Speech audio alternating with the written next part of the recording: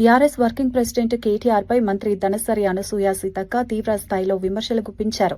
కాంగ్రెస్ అగ్రనేత రాహుల్ గాంధీ ముఖ్యమంత్రి రేవంత్ రెడ్డిపై కేటీఆర్ చేసిన వ్యాఖ్యలను ఖండిస్తూ వెంటనే క్షమాపణ చెప్పాలని డిమాండ్ చేశారు.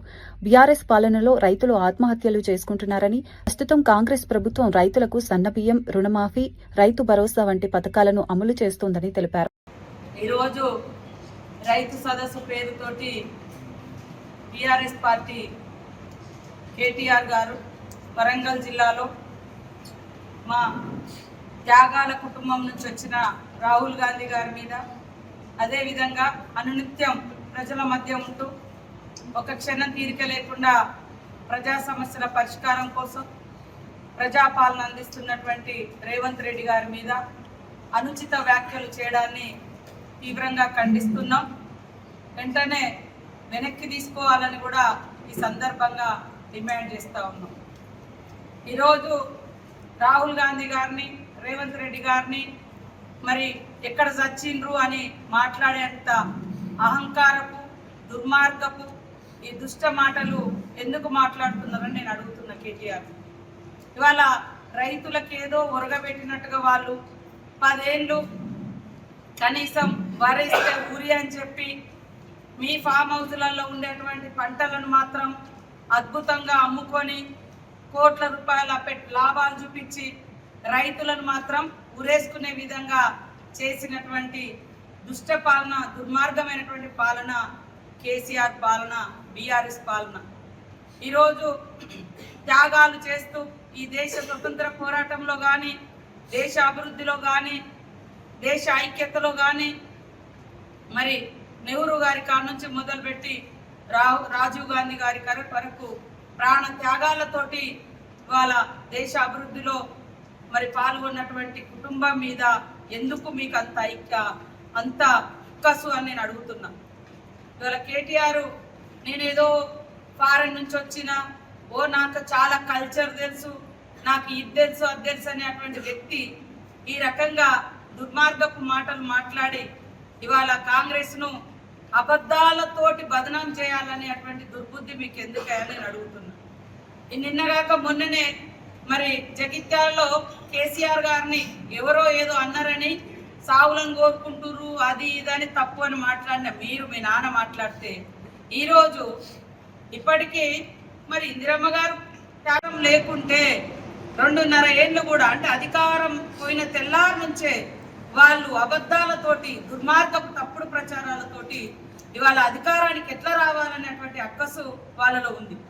ఆనాడు తెలంగాణ ఉద్యమంలో ఎంతసేపు ఎవరు చచ్చిపోతే తెలంగాణ ఉద్యమం పేరుతోటి రాజకీయం చేసుకుందాం, ఎవరు చచ్చిపోతే అక్కడ ఒక కండవ కప్పి ఇంకో పార్టీ వాళ్ళు రాకుండా, ఇంకా ఏ ప్రతినిధులు రాకుండా అడ్డుకొని దాన్ని వాళ్ళ ఓట్ల కోసం మలుచుకుందామని వేల మంది సావులకు కారణమయ్యి అధికారం వచ్చిన తర్వాత 400 మందే చచ్చిపోయిందన్నటువంటి నీచ బుద్ధి ఇవాళ బీఆర్ఎస్ నాయకులు.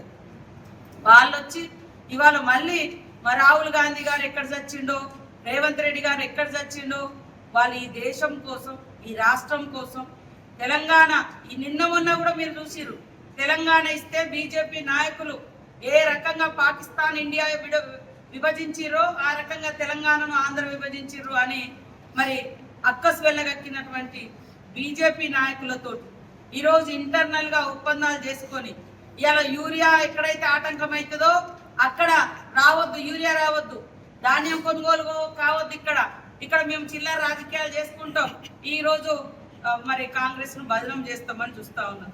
మీ 10 ఏళ్ల పాలనలో వేలాది మంది రైతులు ఆత్మహత్యలు చేసుకున్నారు. వేలాది మంది రైతులు కష్టపడి పంట పండిస్తే కొనుగోలు చేయకుండా అరిగోస పులుచుకున్న చరిత్ర మీది. వేలాది మంది, లక్షలాది మంది రైతుల యొక్క ధాన్యాన్ని ఇవాళ కింటాలు కట్ చేసిర్రు. ఈరోజు మా దగ్గర కూడా అక్కడ ఇక్కడ వినబడితే మిల్లర్ల తోక కట్ చేస్తామని చెప్పినాం, మిల్లర్ల తప్పని చెప్తున్నాం. ఇవాళ గత 2 సంవత్సరాలుగా కూడా మరి అద్భుతంగా ధాన్యం సేకరణ చేసిన ప్రభుత్వం మాది. ఈరోజు అంచనాకు అధికంగా మొక్కజొన్నలు రావడం జరిగింది. వాళ్ళు మేము వరిని దేశవ్యాప్తం చేసినాం, దేశంలో ఎక్కడ పండించని రకంగా పండించడం అన్నారు. వాళ్ళకంటే కూడా కాళేశ్వరం నీళ్లు వాడకుండా ప్రకృతి దేవుని సహకారంతో ఆనాడు కాంగ్రెస్ ప్రభుత్వం లక్షలాది చెరువులను తవ్వించిన వాటి సహకారంతో ఇవాళ కాంగ్రెస్ ప్రభుత్వంలో హైయెస్ట్ పంట దేశంలో పండిస్తున్నది ఇక్కడ తెలంగాణ రైతులు. ఇవాళ రైతుల కోసమని వచ్చి ఇవాళ అధికార దాహాన్ని ఇవాళ కాంగ్రెస్ నాయకులు చచ్చిపోతే వాళ్ళ మరి అధికారం వస్తుందని ఇంత నీచమైనటువంటి మాటలు ఎట్లా మాట్లాడుతున్నారో మేము అడుగుతా ఉన్నాం. ఎంతసేపు ఇతరుల చావులను కోరుకోవడం కాదు.